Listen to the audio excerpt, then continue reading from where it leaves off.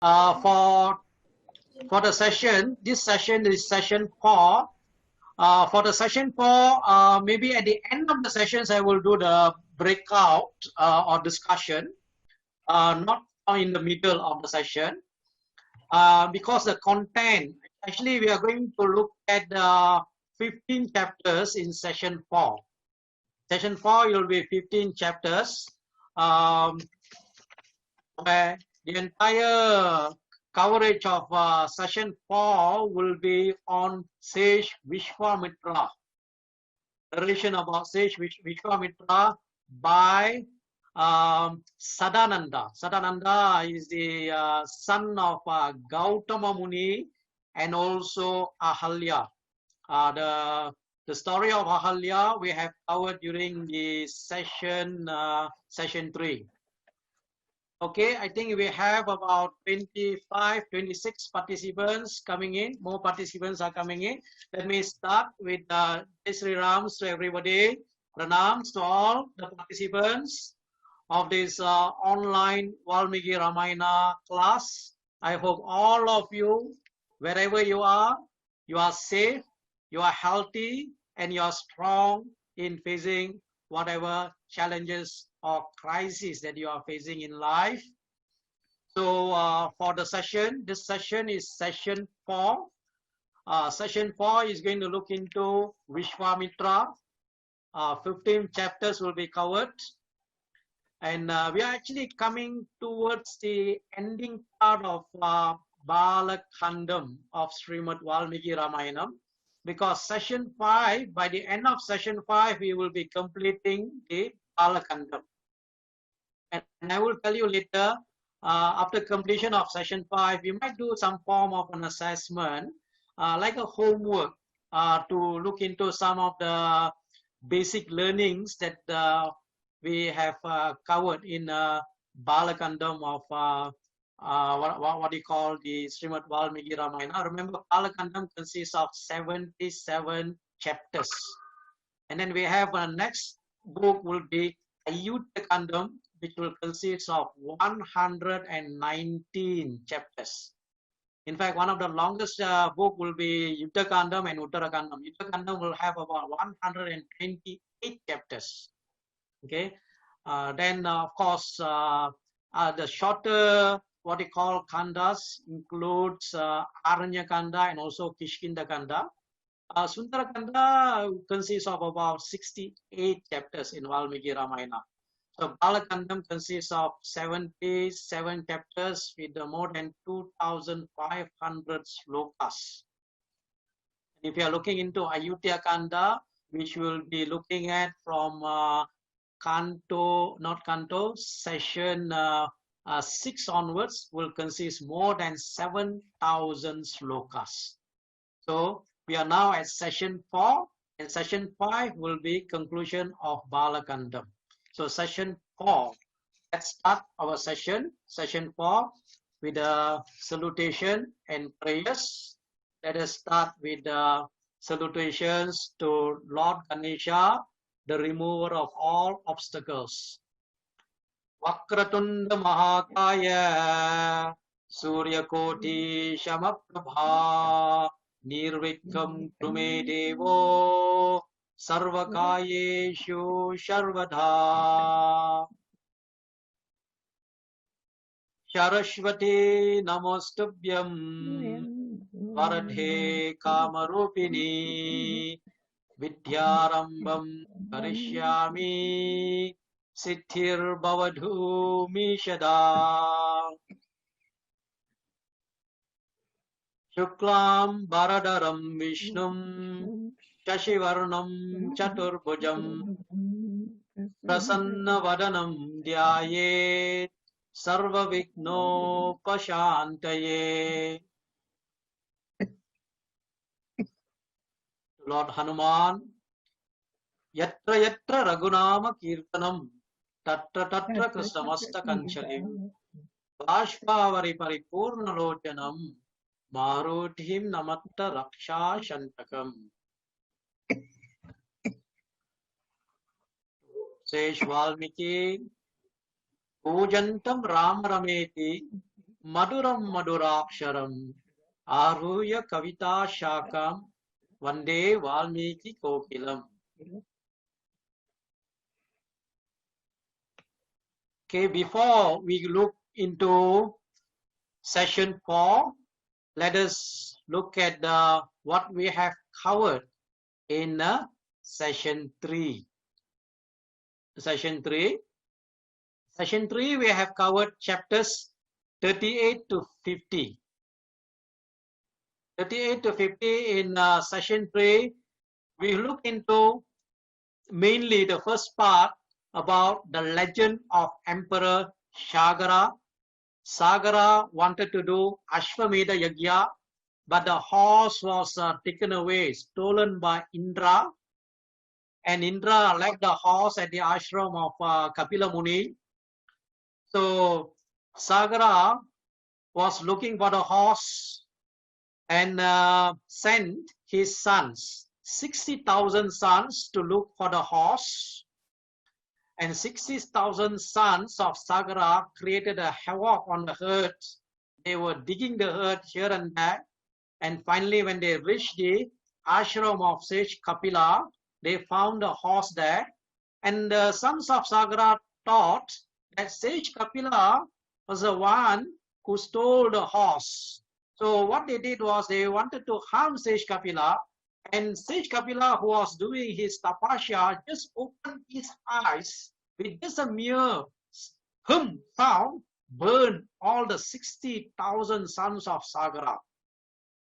And Sagara still looking for his horse. Not also, he couldn't find his son. He do not know what happened to his 60,000 son. Sent his grandson called Ansuman. Ansuman is a son of Asamanjan. Asamanja is a son of Sagara who was banished from the kingdom. Okay, so Ansuman will be looking for the horse and also his uncles. So he came to know from Garuda. Garuda will tell Ansuman that the sons of Sagara were burned by sage Kapila, and the only way that they can be delivered is to bring Ganga to earth. So what will happen is that Ansuman will bring back the horse, and then Sagara will complete his yagya, but he was not happy because his sons have yet to be delivered.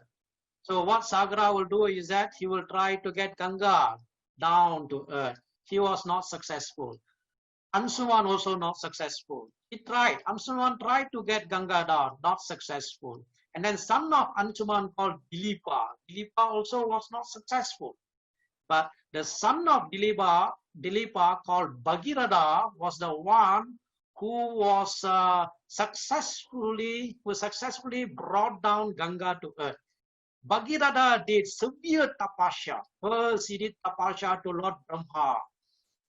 And then Brahma said, yes, Ganga will be able to come down to earth. But who will be able to bear the, what you call, the impact of Ganga to the earth? And Bhagirada did tapasya to Lord Shiva. And finally, Ganga came. And Brahma commends Bhagirada for his superhuman effort. We can also learn from Bhagirada and also Vishwamitra in the session 4. The lesson is that whatever tasks, whatever goals that we set in our life, one should never quit. Okay? Do not quit. Try your level best. Even if we will be learning in other kantas also, many incidents whereby you should never give up. Case of Bhagirada, superhuman effort made by Bhagirada in order to bring Ganga down to earth. The same also we will be learning in the case of Vishwamitra. Vishwamitra also, although his karma, he actually changed his karma. He was born as a Kshatriya, but due to his severe tapasya that he did, austerity that he did, he managed to attain a state of Brahma Rishi. Okay, so that we will be covering later. And then what else we have covered in session 3? We have covered the legend of the milk ocean, turning of the milk ocean by the Devas and the Asuras. Okay, and then of course Vishnu will be taking Kurma Avatara, and then later the distribution of the nectar, the Devas and Asuras will be fighting, and the Devas will be able to kill the Asuras. And then Diti, the mother of the Asuras, was disappointed because her children was killed by the what they call Indra and the Devas. She wanted to kill Indra. She wanted to perform austerity, tapasya, to kill Indra. Indra himself came and what they call became the assistant of Diti. Okay, remember Kasyapa Muni's wife, you have Diti, Aditi, and then you also have Vinata and Kadru and all that. From Diti, all the Asuras came. Okay, so but when she was not pure at one time, Indra entered into her body and then killed the fetus in the womb of Diti. And then, of course, we learn from there, they later became the Marutas, the Maruts. Maruts are the wind gods. Okay, Maruta means do not cry, because Indra said do not cry when he was trying to butcher them when they were in the fetus of Diti. And then 48, 49, even part of chapter 50 was all about Ahalya, redemption of Ahalya. Ahalya was cursed by what they call the Gautama Muni, husband Gautama Muni, because of the Indra. Okay, of course, Indra was also cursed. And redemption of Ahalya, 49 and 50. In chapter 50, we also learned that Vishwamitra will be taking Rama, Lakshmana to kingdom of Mithila, where they will be meeting Janaka Maharaja. Janaka at that time was king of Mithila. So that is what we have covered in session 3. Now, when I looked at the chat, I was looking for question. There was no question during session 3. Okay, of course, there was some comment about Indra. Indra is the culprit why Ahalya was the victim due to Indra and all that. There was no questions there. So we will be looking now in session 4. Session 4, we are going straight into chapters to be covered, 51 to 65. There are chapters 51 to 65, 15 chapters, and the 15 chapters are all will be about the legend of Vishwamitra.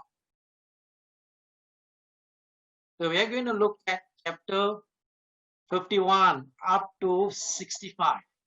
Everything about the Vishwamitra. I'm not going to go through one by one here. Let us go straight into the chapters by itself. Now, if you are looking at chapter 51, remember that in chapter 50, Rama, Lakshmana, and Vishwamitra already in the kingdom of Mithila, Mithilapuri. Okay, Mithila is somewhere closer to Nepal currently. Now, in this chapter 51, Sadananda was the Purohita of King Janaka. He inquired about the reunion of his mother and father Gautama. So remember from here we learned that Ahalya and Gautama had a son called Sadananda, who later became the Purohita of Janaka. So after hearing the story of what they call Ahalya and Gautama from Vishwamitra, Sadananda was glad. He was very happy because their parents were united. Okay. Now, he was very grateful to sage Vishwamitra. And then he began telling the story of Vishwamitra Muni to Rama. Not only Rama, to Lakshmana, to Vishwamitra himself was present there. And also Janaka, and to all the people who assembled at the court of Janaka Maharaja at the what we call kingdom of Mithila. So he started narrating that the sage Vishwamitra was a great and noble king. Now remember that Vishwamitra, before he became a rishi, he was a king. He was a great king. It was said that he was a great king devoted to dharma, righteousness, and who was able to keep his enemies in check. Those days, enemies, when we look at enemies here, we have two types of enemies. One is an internal enemy, the other one is an external enemy. External enemy can be controlled, but sometimes people are not able to control the internal enemy. External enemies for any kingdoms during that time used to be the other kingdoms who wants to wage war against, let's say, that particular kingdom. So they must be always be prepared. Even now, countries, okay, we also know about it in the current stage. World also have gone through many wars. So they must always keep the enemy in check, external enemies. But internal enemies are sometimes considered to be very, very difficult to control or even to manage. What are the internal enemies? They have the Rishat Ripu, which is called the Kama, Krodha, Lobha, Mada, Matsarya, all that which is within us. If we are able to conquer, then we will be able to check our internal enemy. Now, Vishwamitra, as narrated by Sadananda, I say that is a son of Gadi and grandson of Kusa. See, this Kusa should not be confused with the Kusa that is a son of Rama also we have, Lava and Kusa. And this Kusa, then there are also other Kusas also, Kusa Namba and also Kusa Dodha. There are also other names start with the Kusa in Ramayana that you will be coming across later on. Okay. Now, once what happened was that Vishwamitra was traveling, okay, with this huge army, okay, around the world. And during the expedition, he came into the hermitage or ashram of sage Vashishta. Okay, and the ashram was very wonderful ashram, wonderful hermitage, extraordinary hermitage, and was the abode of gods, celestials, and also flowers and wild animals. Many animals roam in the ashram, and it is said that it is equal in splendor to Brahma's heaven. Brahmaloka, it is mentioned in Valmiki Ramayana, ashram of Valmiki, sorry, ashram of Vashishta. And the following chapter says that Vashishta welcomed Vishwamitra. Okay, he welcomed him, offered him hospitality at his ashram. Remember in Taittiriya Upanishad, it is mentioned, one of the teachings in Shikshavali of Taittiriya Upanishad, it is mentioned, Atiti Deva Bhavo. That should be treated as a god, okay, as an important person. Okay, the king, as the custom, inquired Vashishta if the religious activity of the hermitage are being carried out properly. And in reply, the sage says, yes, it's all fine. We are doing very well in terms of all the religious activities, all the yagyas and everything is going on well. Okay. Now, on his part, Vashishta also inquired of the king, is all well with you, O king? Are you protecting your people, strictly adhering to dharma? Are your royal servants dutiful? Are your enemies well kept under your control? Is everything well with your army? Is your treasury with your friend and family? Vishwamitra also said, yes, everything is well. Now, looking at chapter 52, we can take a note here. If you are looking into what was the question of Vishwamitra to Vashishta, and then what was the question of Vashishta to Vishwamitra. Now, from here we can learn something in a modern context. We are talking about social intelligence. Now, many of you are familiar with emotional intelligence. Social intelligence, especially for relationship management, good relationship management. Here we find that Vishwamitra asking Vashishta about the concern of running an ashrama, hermitage, asking him about how is your japa and tapa, your austerities and all. And Vashishta asked Vishwamitra concern about running a kingdom, like taking care of his army, taking care of his staff, taking care of his people. Okay. Now, what we can learn, something here is a very important point to note here is that whenever we have a visitor, we should make sure that we talk about matters of interest to them rather than to drag them or bore them with the matters of interest to us. Okay, sometimes people don't like to hear complaints, problems too much, whatever problems, whatever complaints. Okay, so sometimes it is important to take note, something that we can explore in some of the conversations. Not only here, there are many other conversations later on with various sages. In fact, where there is a conversations between Rama and Bharata in chapter 100 of Ayodhya Kanda. At that time, Rama, when he met Bharata, he was asking a lot of questions. And all the questions, if you actually analyze, it is a question about management and administration. How a king should administer his kingdom.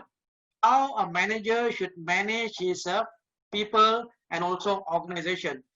Actually, Rama was not giving lessons, but he was just asking questions. Kaschit Sarga. The question that Rama was asking Bharata was all about administration. That part we will be looking at once we go into Ayodhya Kanda. But anybody who would like to look into that particular chapter, it is chapter 100 of Ayodhya Kanda of Srimad Valmiki Ramayana. Okay, this is something that we can learn about social intelligence here. And of course, Vashishta continued. Okay, may I offer you and your vast army the hospitality of this ashram or hermitage? Please accept it and be my guest today. Now the king Vishwamitra was bewildered. He was thinking in his mind, what can in this estate and in this hermitage, what can he offer to me and my vast army? Well, perhaps the offer was more of an intention than a deed. Taking it to be so, the king politely turned down the offer. Because king of thinking that Vishwamitra, at that time, King Vishwamitra was thinking, what can Vashishta offer me? This is just an ashram, hermitage. I have a huge army. I don't think he will be able to feed an entire army. So he turned down the offer. But sage Vashishta knew the mind of the king and repeated the offer again and again. And because the sage was repeating the offer a few times, the king accepted the offer. Now what happened after that? Now this chapter here relates about the great feast given by Vashishta to Vishwamitra and his army, courtesy of Sabala. Sabala is also known as Kamadhenu. There is also another name, Nandini, Kamadhenu. In Mahabharata, you will find that Nandini, the cow, will be taken by the Ashtavasu, the eight Vasus. And one of the Vasu, Prabhasha, Danu, Prabhasha, the name, will be the one who will be stealing the Vashu. He's the one who will be living the life in this earth as Bhishma. He's the one who will become a Bhishma, Prabhasha.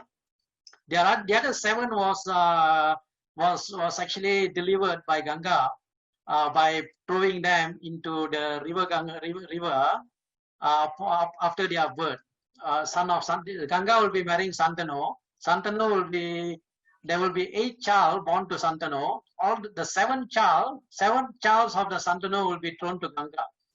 And Santanu, before marrying what he call Ganga got what he call Santanu, wanted Santanu to promise that Santanu must not question whatever action. But when Ganga was about to throw the 8 child, Santanu stopped Ganga and asked question. And then after that, Ganga will leave Santanu and will take the child. That child will later become Devavrata, and Devavrata will later become Bhishma. Okay, because of the curse, later cursed by Vashishta. Why the curse? Because they stole the cow of Vashishta.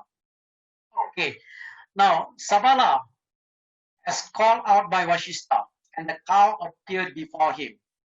Okay, Vashishta said, I wish to entertain this king and the vast army today. Kindly do the needful. Whatever type of food that each one of our guests may desire, make it available, O Sabala. And the Sabala made available all different types of food. And King Vishwamitra was wonderstruck at this unheard of miracle. He didn't expect this way. It's like a miracle that the cow, Sabala, Kamadeno, made available all types of food for the king and for his army. Now, after the feast, things take a different turn as Vishwamitra asks, not asks, almost demands Vashishta to give him Sabala after the meal. Okay, what Vishwamitra will tell Vashishta is that I have a request. This cow, Sabala, is truly a germ, and germs belongs to the king. Therefore, give Sabala to me, and I will give you 100,000 of cow in return. But politely, Vashishta turned down the offer. Vashishta said, all my rights, religious rights, sacred rights, yagyas, are dependent upon her. I shall not part with her even for 1,000,000,000 cows. But Vishwamitra would not relent. He offered more and more. He said, thousands of elephants, horses, millions of cows, any quantity of jewels and germs, limitless wealth. The king was ready to give to Vashishta, but he wanted Sabala. And again, Vishwamitra was adamant, and he turned down all the offers. And he just simply said, what is the use of many words, O Vishwamitra? I shall not give Sabala to you. That was final from Vashishta. So when Vashishta refused to part with Sabala, Vishwamitra took her by force. But very soon the cow wrestled with her captors and returned to Vashishta and wailed, O sage, why have you abandoned me? This Vashishta lovingly replied, Sabala, I have not abandoned you.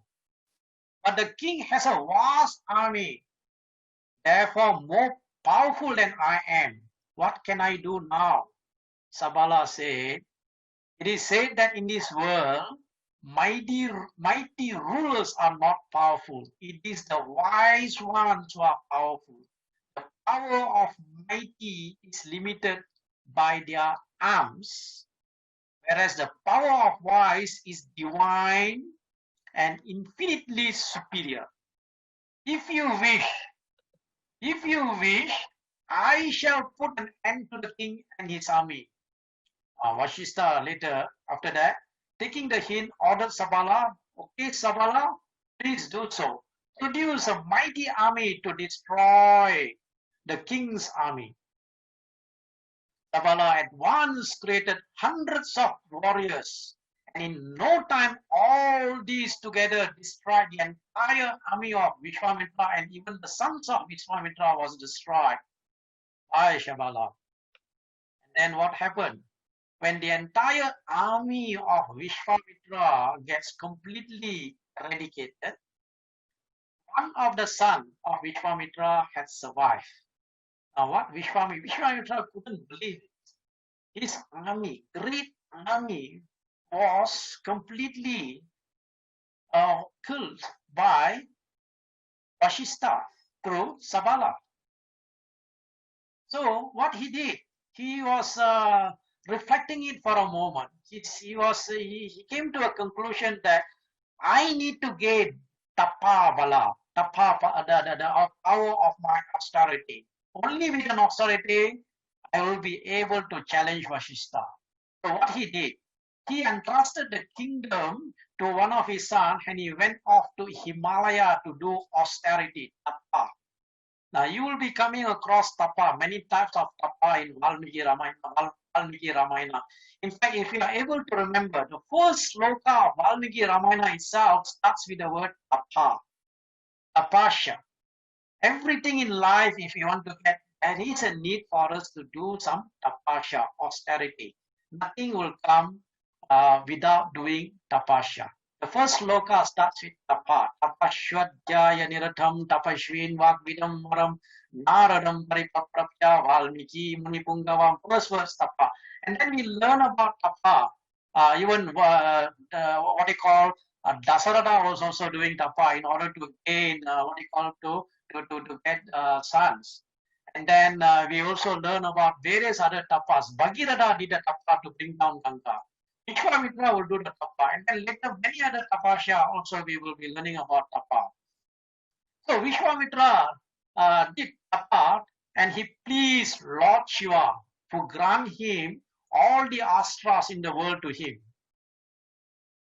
Now, armed with these astras, the king now thought, king here means Vishwamitra, he thought he can easily overcome Vashishta with all the astras because Lord Shiva himself gave him the astras. Okay? Now he goes back to Vashishta's ashram and he destroys the ashram. And greatly angered by the turn of events, Vashishta said to Vishwamitra, "Cursed be thou, you have destroyed this hermitage, this ashram." And Vashishta was very angry. He was outraged and he lifted his danda. Now what is happening after this? Now both are fighting. Vishwamitra and Vashishta's war took place between these two. Vishwamitra hurled every single astra he got from Lord Shiva.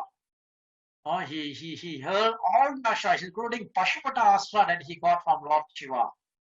And Vashishta swallows all of them through his Brahmadanda. Defeated, Vishwamitra now resolved to use the most powerful of all missiles, Brahmastra. See, he wanted to use Brahmastra. He even used Brahmastra. Even Brahmastra, he was not able to overcome Vashishta. The war, the fight between Vishwamitra and Vashishta generated interest even among the Devas. So the Devas and Celestials watched this with great anxiety. You Devas and Celestials will be Mahabharata war they came to watch. The Rama and Ravana's war also the Celestials were also watching. In fact, not only that, when Rama was fighting with 14,000 Rakshasas in Aranyakanda, in Dandakaranya, they were also there. Everybody was witnessing the war. So the same also happens here when Vishwamitra and Vashishta was fighting. So when even the Brahmastra was powerless, in the end, Vashishta realizes that the strength of a Kshatriya is no comparison of a strength of a Brahmana. So what happened after that? Okay, he will be going further into tapasya, more and more tapasya. Now let's look into chapter 55, the note here. If you look at all the astras granted by Lord Shiva to Vishwamitra. See, for Arjuna, if you look into the Mahabharata, in Manaparva of Mahabharata, there will be a chapter where Arjuna will be doing tapasya to please Lord Shiva.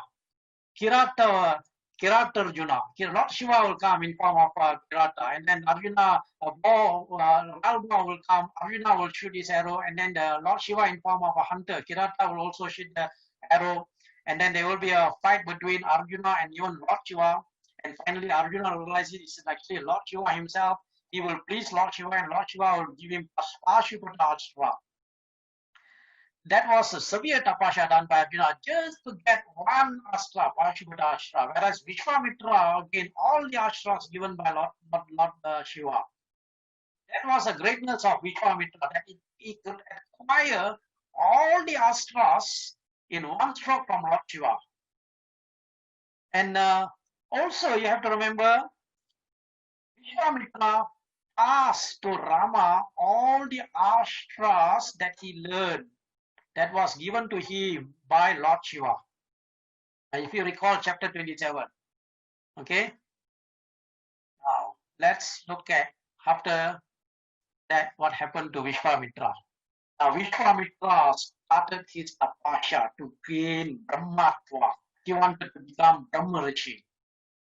But what happened? His tapa only managed to get him recognition of Raja Rishi.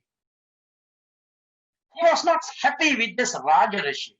See, when you have set a goal, When you have achieved something, one should not just rest. Okay, enough for me. I don't want to go further. No.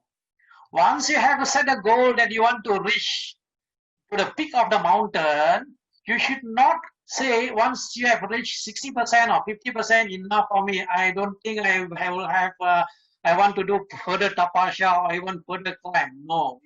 Once you have set your mind, you have to complete until it's not over until you finish it. So same also for Vishwamitra. Vishwamitra not satisfied. He wanted to become a Brahma Rishi. So what happened? He continued his austerity, his tapasya. At the same time, there was a king called Trisanku, one who have committed 3 types of sins. Trisanku. Trisanku is a type of person who wanted to get something that he is not capable. Yeah, he's not qualified.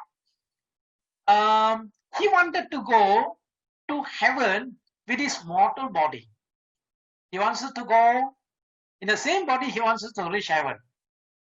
So what he did was, he approached Vashishta, asking him to perform a yajna that will fulfill his desire to go bodily to heaven. Vashishta said, this is not possible, O Trisanku. Don't ever do it, attempt to do it. This is not likely to be possible for you, for Trisanku. Now, Trisanku didn't give up. He approached other rishis. In fact, he approaches the sons of Vashishta and made request to sons of Vashishta. When the sons of Vashishta heard the request of Trisanku, they were annoyed. They were angry and they were annoyed. So they replied, Guru Vashishta, who is devoted to truth, has turned down your proposal. If he said it cannot be done, to do what has been forbidden by him, and if we do, they are sons of Vashishta. That will be insulting the father. But the proud and greedy Trisanku would not give up. He said to the sons of Vashishta, well, then I shall seek out elsewhere. So when Trisanku said that, the sons of Vashishta was even they're getting more angry. This was intolerable to them, and they therefore cursed him. You have turned away from the light of truth, from your Guru. Guru need to be respected, especially Guru like Vashishta. Okay? And embrace the darkness of self-will. You will therefore become dark being, Chandala. Chandala is a outcast, Chandala. And your exterior is impure and filthy as your interior is. Okay, this is a curse. And Trisanku, the next day when he woke up, he found that his appearance had changed. Everything he touched or come into contact became polluted and filthy. Seeing him thus transformed, his ministers and followers also abandoned him.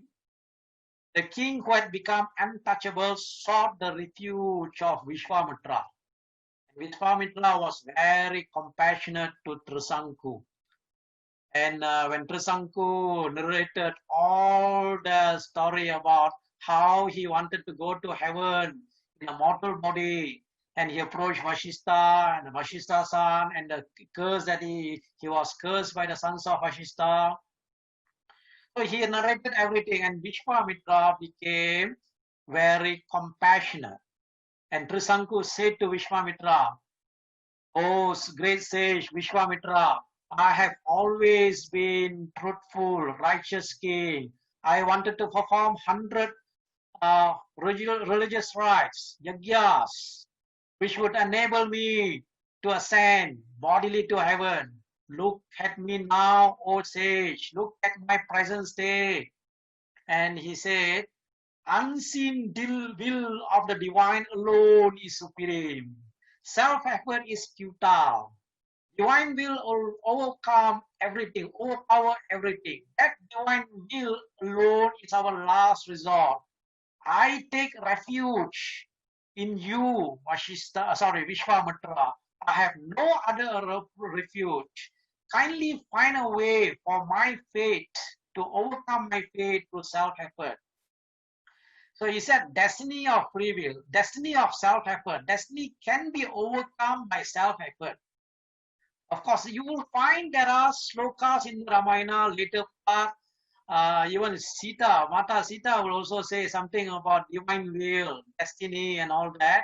But you have to remember that there are also many other incidents in the Ramayana, including the life of Vishwamitra, Bhagirath, and all that, where self-effort sometimes will be able to overcome the what you call the destiny, the divine will, the unseen will.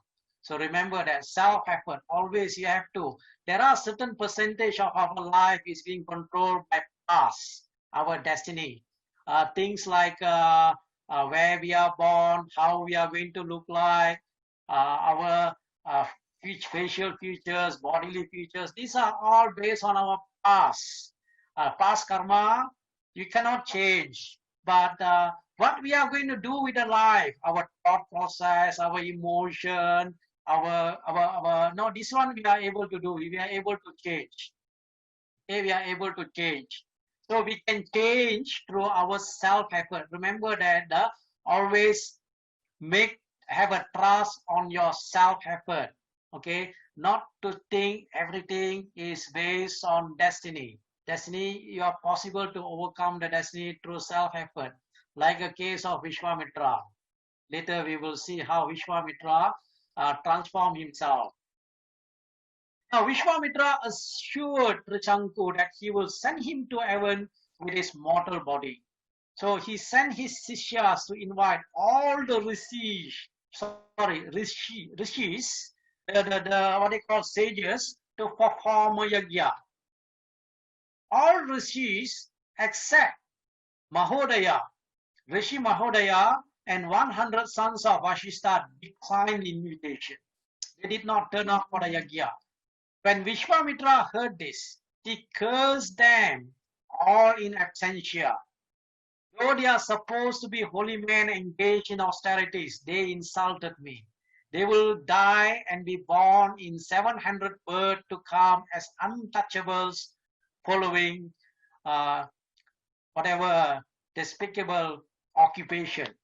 So this was actually a curse by Vishwamitra. Now we are going to take a note looking into this, the note in chapter 59 here.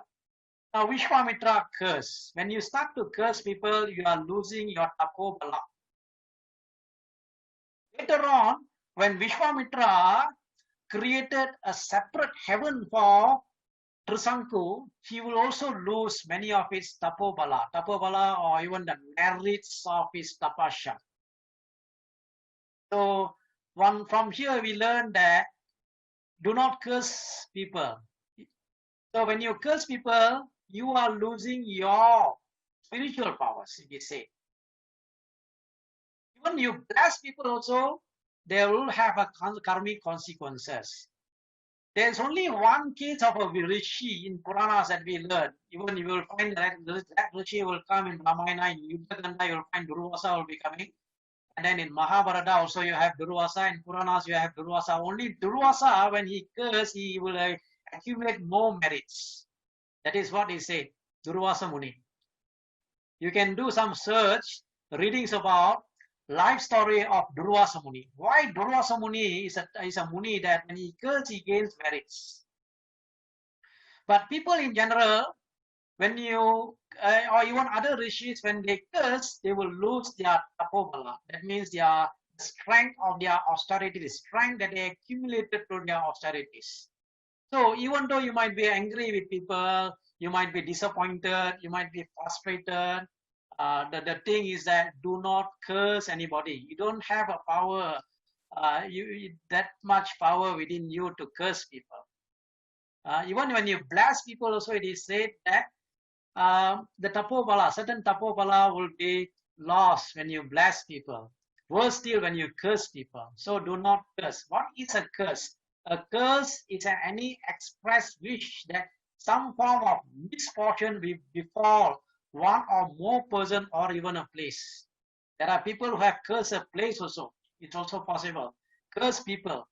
Rishis usually acquire spiritual power by doing tapasya.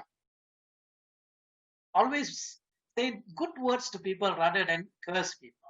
It's not good. This is a very good learning here that we can learn in terms of human relation. Okay. So remember that the curse will have karmic reaction, not only to the person that you curse, but also to you yourself. You should not get entangled in that. So always remember, you will be born by certain karma. Karma binds people. So when we do things with attachment, like what in the Bhagavad Gita says, when you are attached to so many things, when you are attached, whether it is what you call papa or punya, it will bind you. That is why it is said you must be always detached.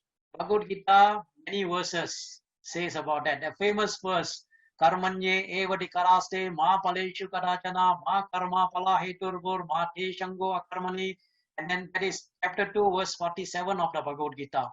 And then there is also another chapter in the Bhagavad Gita, chapter 3, verse 19. It says, Tashmat ashakta shatatam karyam karma samachara ashakta shi acharan karma param apnoti purushaha.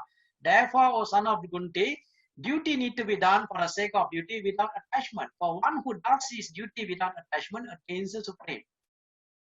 So remember that attachment, curse, bless, all that will have a karmic reaction. Some will have positive karmic reaction, some will have a negative karmic reaction. Okay, so remember, this is something that we can learn here from chapter 59. Vishwamitra Curse, Rishi Mahodaya, and also the 100 sons of Vashishta.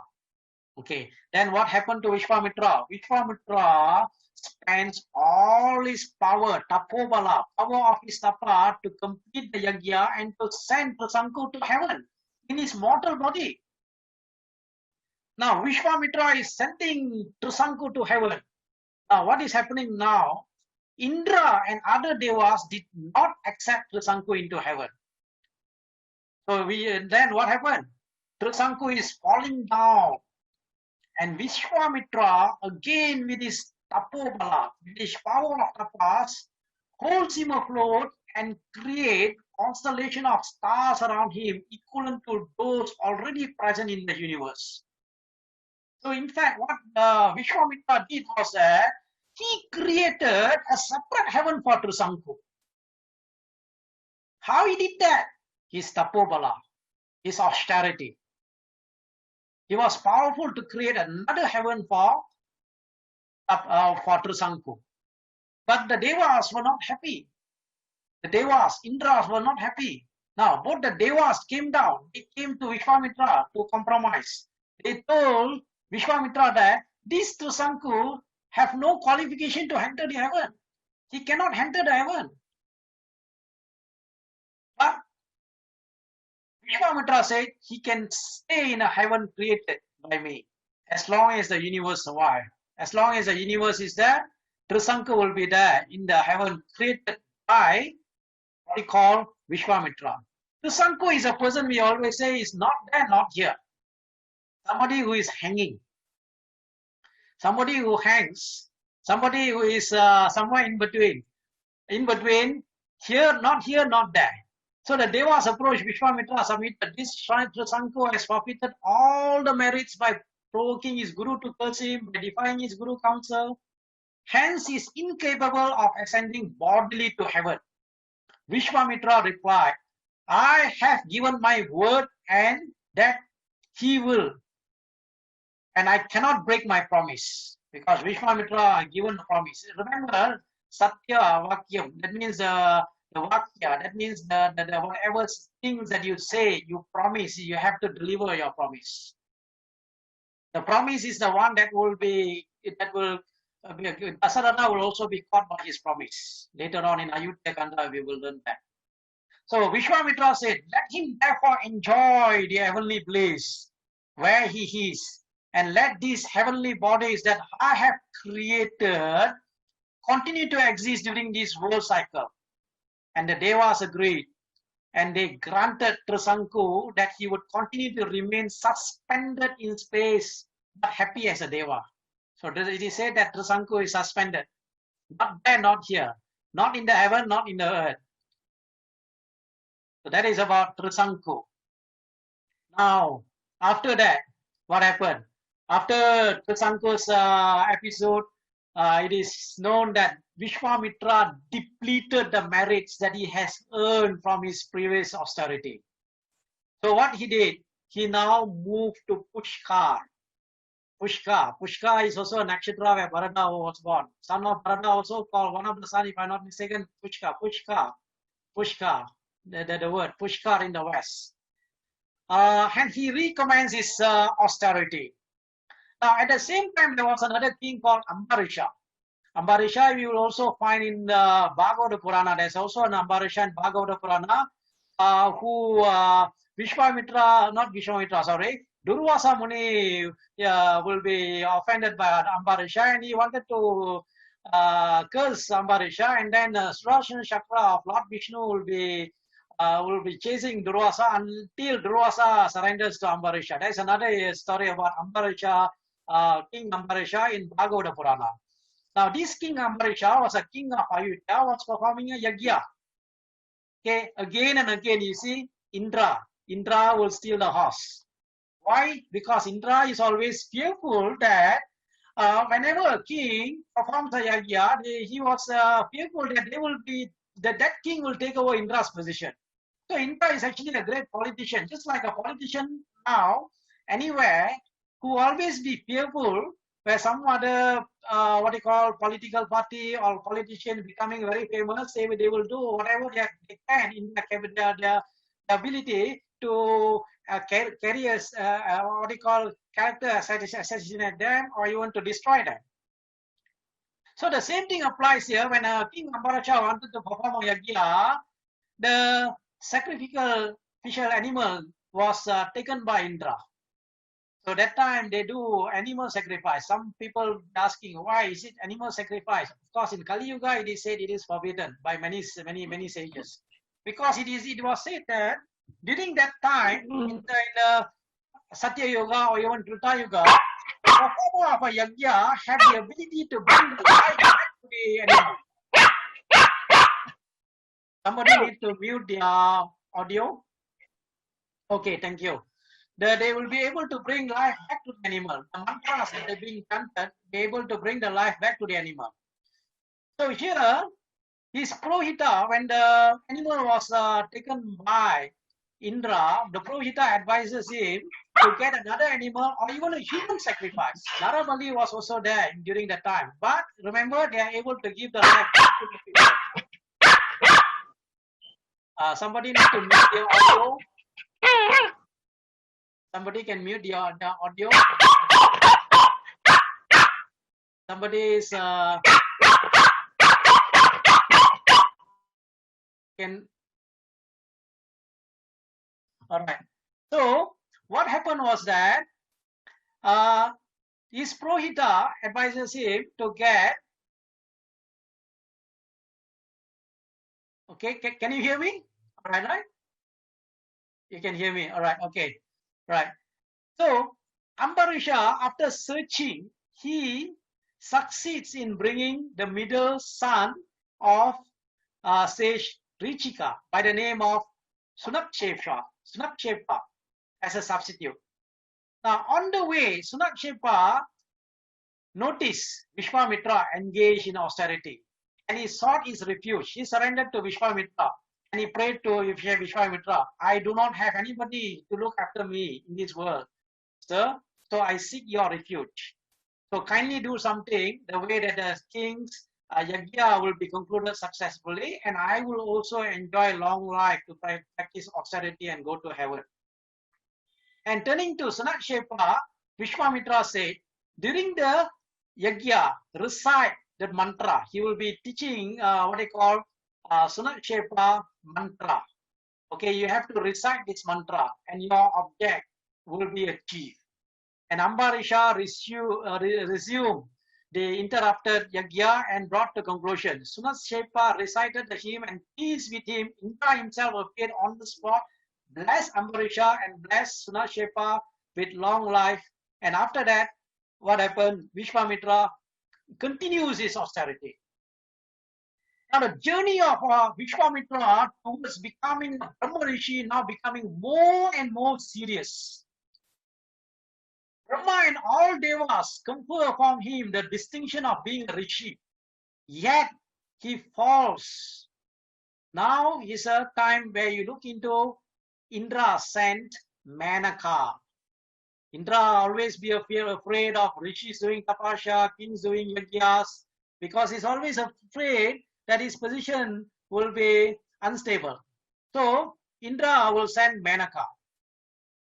So what happened to Vishwamitra now? Vishwamitra falls to the beauty of Manaka. There are many descriptions, many details are there, but I'm just summarizing it. He will fall to the beauty of Manaka and he will spend 10 years with her, only to realize that he had again slipped from his goal. So after 10 years, after a daughter was born to Vishwamitra and Manaka, and that daughter will be known as Shakuntala. Why it is known as Shakuntala? She was protected by birds. Birds is also known as Shaku. Shaku. Apart from Shaku, birds are also known as Pakshi and all that. Shaku. That is why she was protected by the birds. So she was known as Shakuntala. Shakuntala will be taken into adoption by Kanva Rishi, Rishi Kanva. And she will, be brought up at the ashram of Kanva. And Shakuntala will later meet a king called Dushanta. King Dushanta. And they will get a child will be named Bharata. And that Bharata you will be learning in Mahabharata. But there is also other story where Shakuntala will be cursed by Durvasha Muni, because when Durvasha Muni came to the ashram of Kanva Muni, Shakuntala, Durvasa was calling Shakuntala. Shakuntala's mind was thinking about Dushanta Maharaja. So what Durvasha Muni will do is that he will curse Shakuntala that whoever that you are thinking from his mind, you will disappear. So Dushanta Maharaja will not be able to remember who Shakuntala is. So that again, later on, there will be another story. This is actually, you will find it in Mahabharata. Okay, so after Manaka incident, 10 years, he realized that he slipped away from his goal. Sometimes disruptions will come. But you must always go, do not lose the sight of your goal. So what happened to Vishwamitra? Vishwamitra continued his tapa, earns the distinction of being a Maharishi. And he's not happy with just a Maharishi. Vishwamitra intensified his austerity. With lifted arms, standing without eating, nothing, he engaged himself in unprecedented austerity that nobody in the past have ever done. We have also learned about austerity done by Durva Maharaja, Durva in the Bhagavata Purana. Durva, austerity done by Durva was about 6 months. He also did the severe tapasya, 5-year-old boy, Durva. Here, Vishwamitra did severe tapasya. Devas were disturbed for Vishwamitra's austerity and threatened the position because it threatens their position and power, especially Indra. This time, Indra did what? Indra sent another Apsara called Ramba. So Indra told Ramba, go and distract his mind. Ramba was afraid that a sage might curse her. So Indra actually said, fear not, I also will be with you, said Indra. I shall be near you as a bird. And what happened? Ramba went to the ashram of Vishwamitra. Vishwamitra saw her, understood the trap. Earlier he fell into the trap of Manaka. Now Ramba came. So now Vishwamitra became wiser. He learned his lesson. He understood the trap. And now what happened? Vishwamitra cursed her. You came to ruin my austerity. Well, after a long time, Vashishta was unable to regain your curse. Sorry, your celestial form. Vishwamitra turned Ramba into a stone. Now what happened to Indra? Ramba turned into a stone. Indra, who said, I'll be with you, flew away quickly.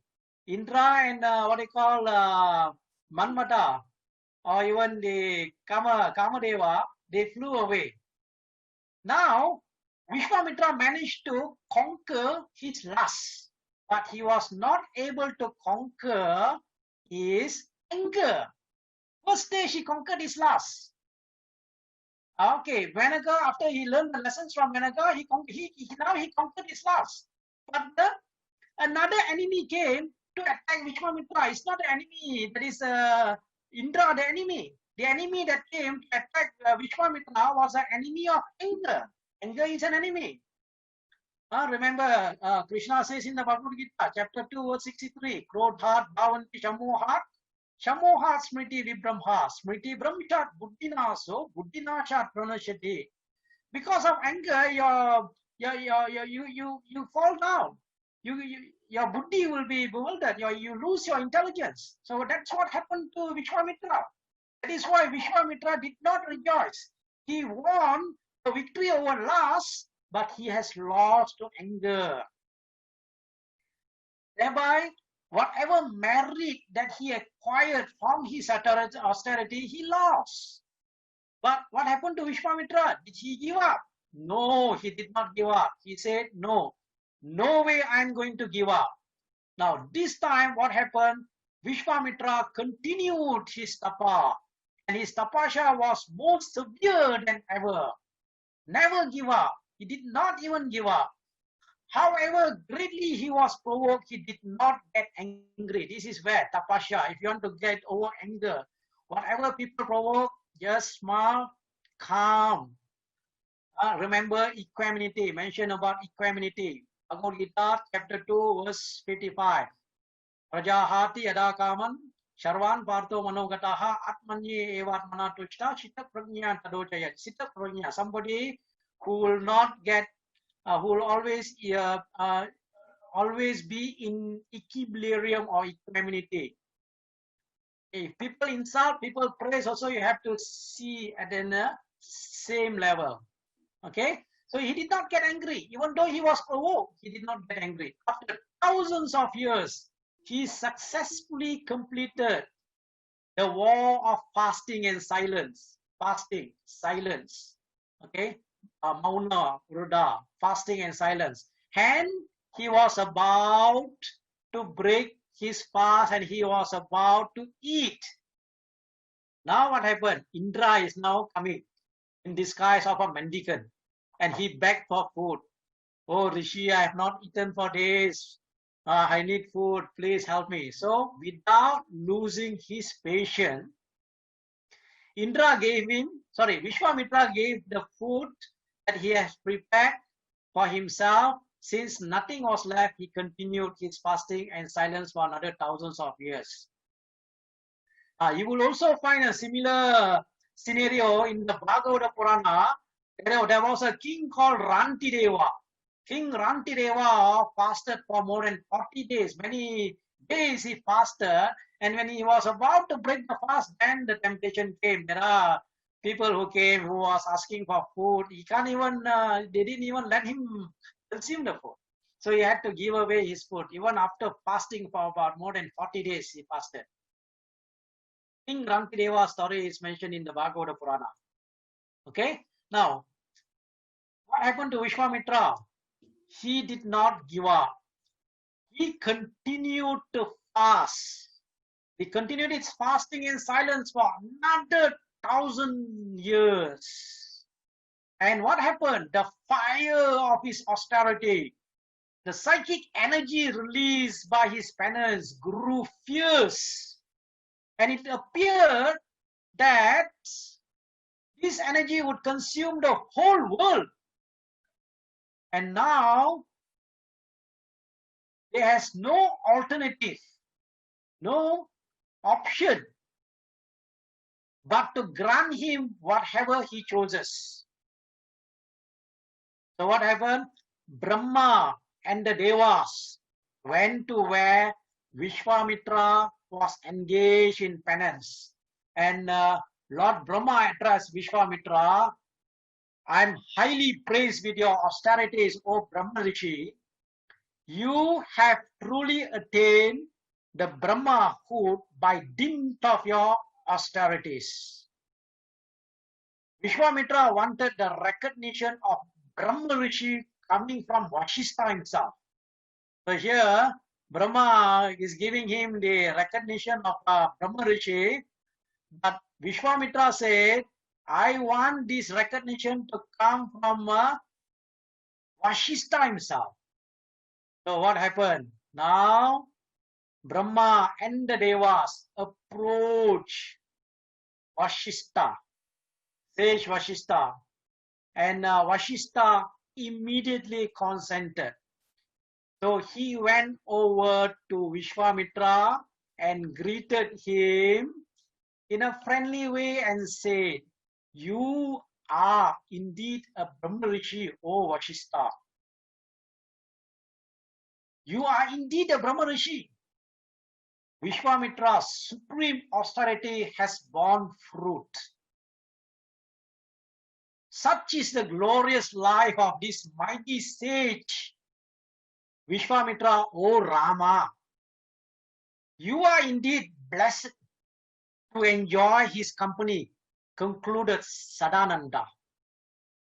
Now when King Janaka, who had also heard this, fell at the feet of sage Vishwamitra and exclaimed, truly blessed am I in the company of Rama.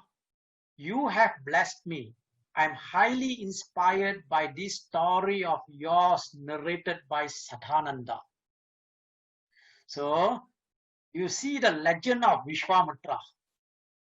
There are people, when they want, in the beginning, they might have set a goal, but not even halfway.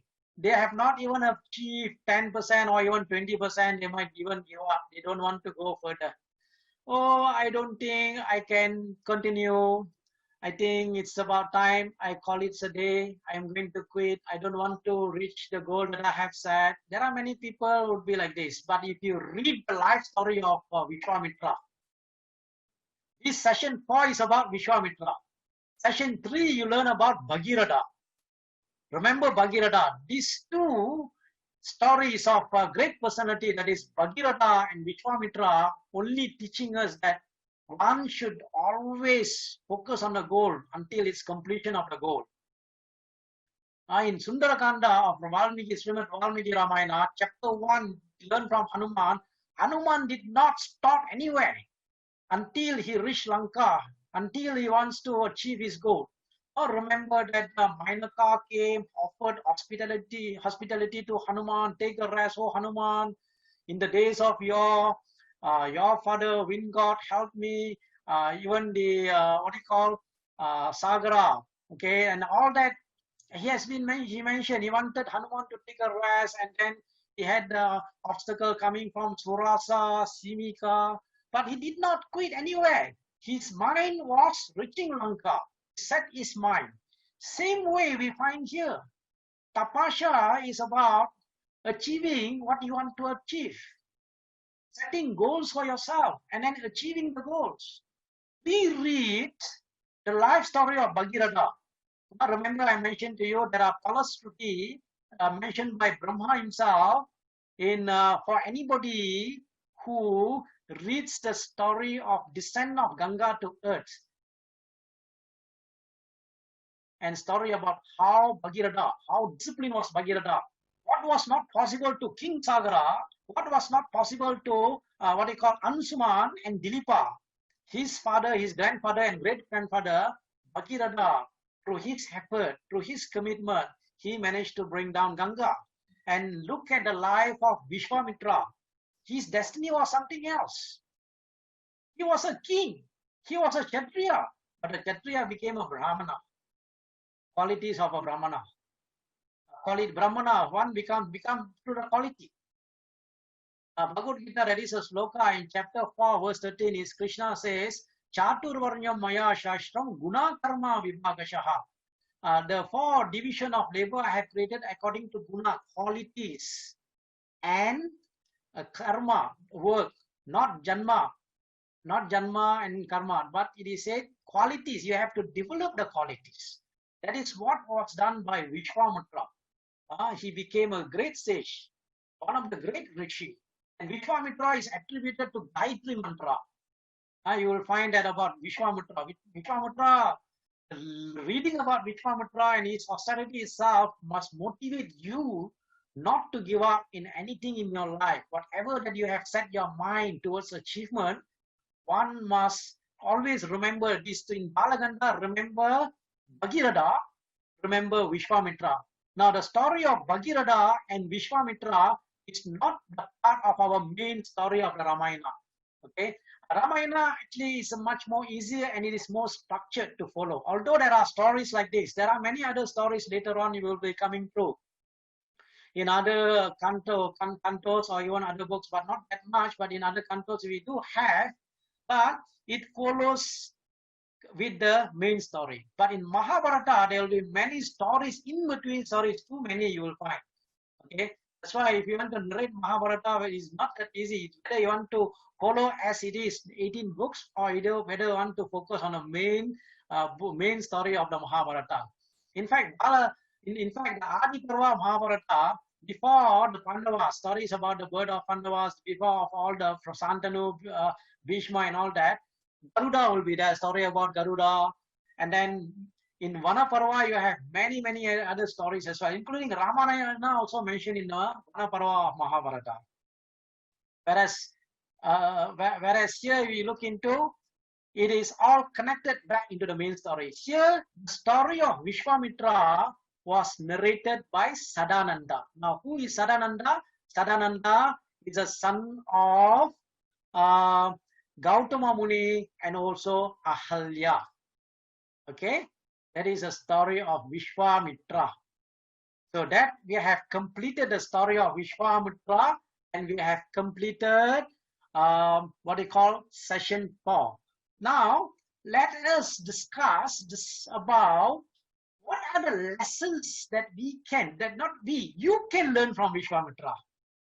Okay, and we can have a short 10 minutes, what they call breakout session. We can have 10 minutes. There are about 50 participants. We can just do it in five rooms will be better. So, Mr. Shiv Prakash ji, can we have a breakout session for not 50, sorry, 38 participants? So we can have what they call 4 groups will be better. 4.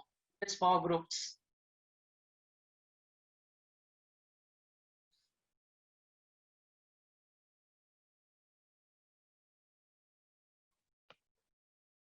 Can we have a breakout session?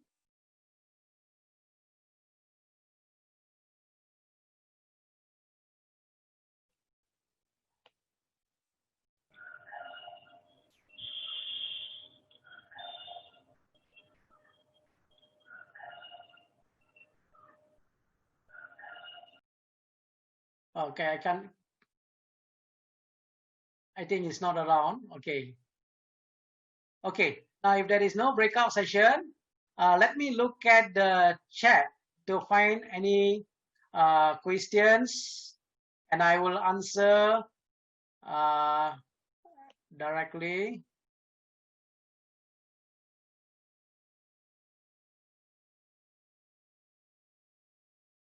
Any questions? Okay. There is an announcement here. Okay.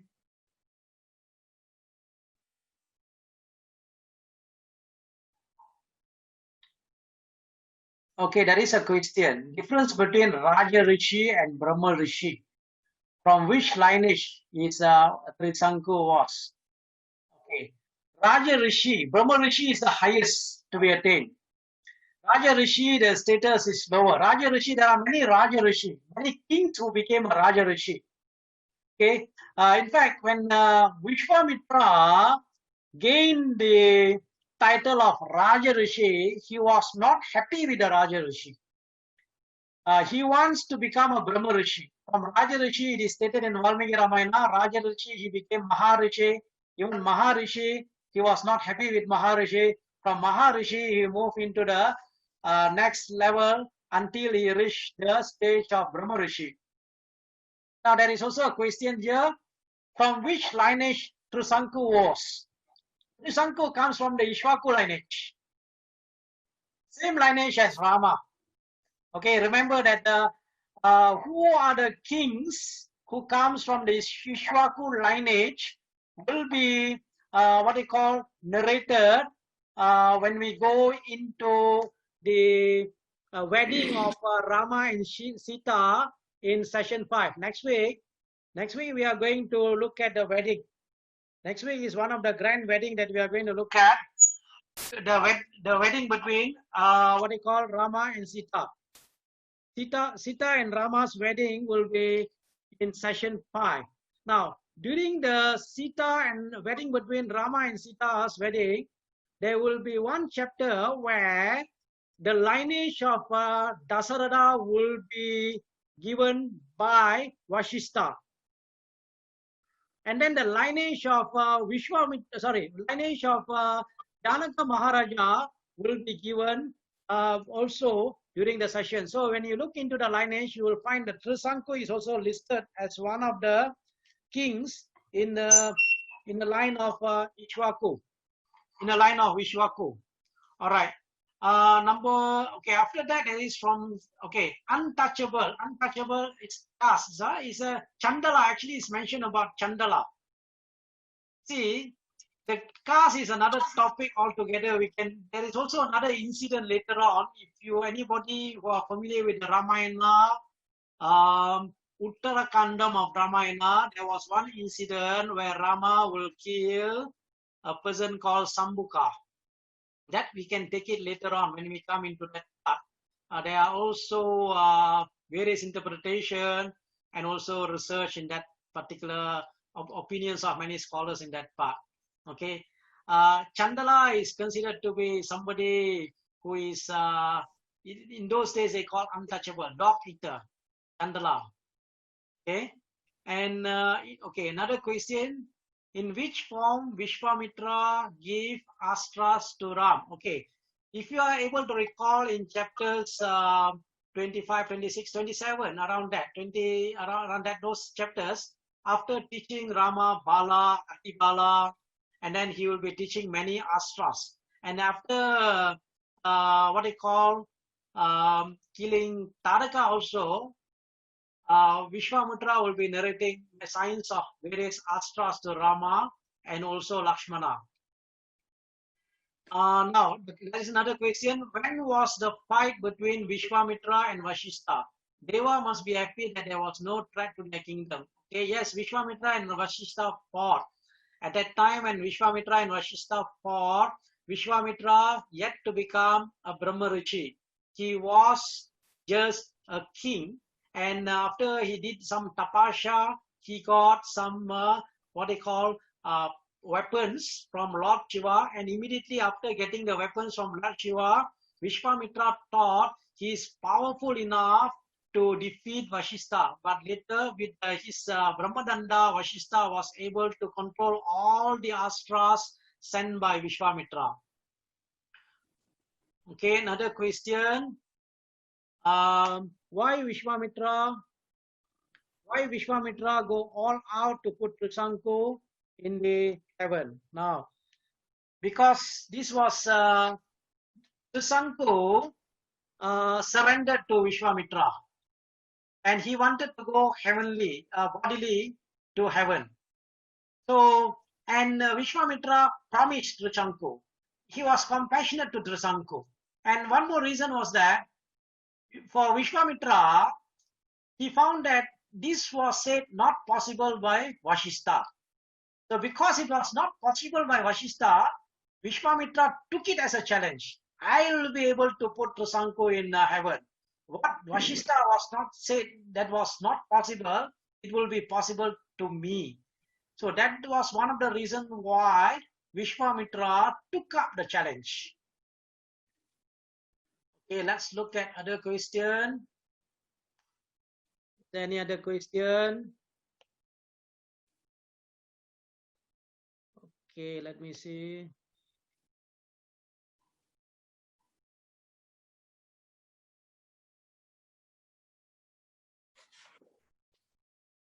Vishwamitra was doing that fight with Vashishta to so okay, yes. Indra was king of Deva. Okay. There's a question. Why Indra, king of Devas, always in fear? It is just like Indra is just like a politician. Just like any politician, always fear of his position. They do not know when they are going to. They always have a Indra always have a fear. Whoever does any form of a yagya, any king doing yagya, any rishi is doing tapasya, Indra will always go to disturb yagya. The case where Mahabali wanted to take over Indra. He was able to take over Indra, but Indra went to Lord Vishnu and requested Lord Vishnu to help him. And then Lord Vishnu came in form of Vamana Vadara. And then Mahabali gave everything to Lord Vishnu. And Indra's position was protected. Indra's position was protected. Okay, let me see any other question. I think Indra's position, not someone holding the throne, yes. Indra's position is a turn. It is said that the next Indra will be the Bali Maharaja Bali, Mahabali will be the next Indra, it was said in some of the Puranas and also commentaries on the Puranas. A reference to creation of second heaven, does it imply heaven and hell both? Okay, heaven and hell, there is a heavenly planet and hellish planet. In the Sanatana Dharma, heaven and hell are not eternal. When someone is just like you have a bank balance, once you finish your balance, the money from the bank, just like whatever punya has been exhausted, one will come down, one will have to fall. Heaven also not eternal. There is no eternal heaven or even hell. But people in this world also can create heaven and hell in their own mind also. Okay, our thoughts, even in our thoughts, we create heaven and also hell. Okay, if you learn Ramayana, Valmiki Ramayana, Dasaratha went to heaven. It was said Dasaratha did not go to Vaikuntha, he went to heaven. Even in Mahabharata, the chapter in the last second last chapter, Yudhishthira, the Pandavas all went to heaven. Okay, but the life in heaven and hell, whatever hell, it is not said eternal. Some schools of thought say eternal, but if you look into the Sanatana Dharma, once they have completed whatever sufferings or whatever enjoyment, you will have to come back. But one who goes to Vaikuntha, they won't come back. Krishna will be saying this in the Bhagavad Gita, Abrahma Bhuhana Loka Punar, that is a particular loka, the particular sloka. Mam Upetya Punar Janma. Dukhalyam Ashashvatam Napnuvanti Mahatmanaha Shamchiram Paramam Gatim. That is a sloka in the Bhagavad Gita. Okay, and then Vishwamitra, very ambitious until achieve his goal. Yes, very ambitious. We can learn a lot from Vishwamitra. Okay, Chandala, okay, dog eater, yes. Chandala used to guard funeral place, like a story in Harichandra. Yes, correct. Other Brahma Rishis, Vashishta is a Brahma Rishis. Most of the great Rishis attain Brahma Rishi state higher. Sapta Rishis you have. The Sapta Rishis.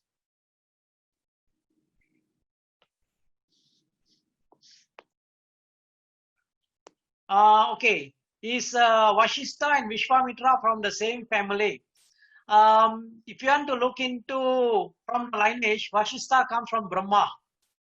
Vashishta comes from Brahma. Vishwamitra is another lineage. In fact, Vishwamitra and Parasurama, they are related too. So the Ramayana mentions about it. If you look into that particular chapter earlier, the story of Kusa and then Kusanamba, okay, you'll find that, and Mahabharata also mentions that. Vishwamitra was also, he came to Midila, Oshik Sangar created, yes, Vishwamitra, uh, what do you call, created Gayatri Mantra. This one, Anarya to Arya, I'm not sure. I need to make a reference to check that. Okay, Okay. these are all the questions. All the questions. I think looking at the time today, we might not be able to do the group discussion for today's sessions.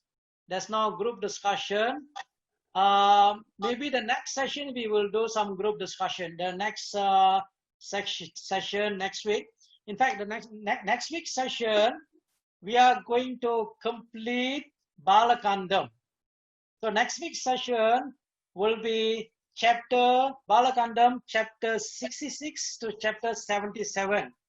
Very important part of next week's session is the wedding of Rama and Sita. So especially those chapters in chapter 73, 74, 75. Okay, important, it's an interesting chapter to look into.